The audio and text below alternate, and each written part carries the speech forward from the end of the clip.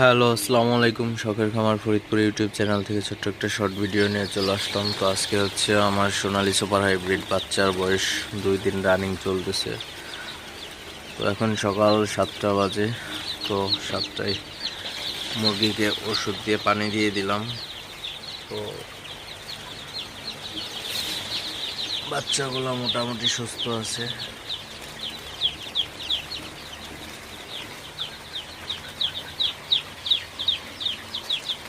তো বাচ্চা যেন জড়ো হয়ে না থাকে অবশ্যই খেয়াল রাখতে হবে।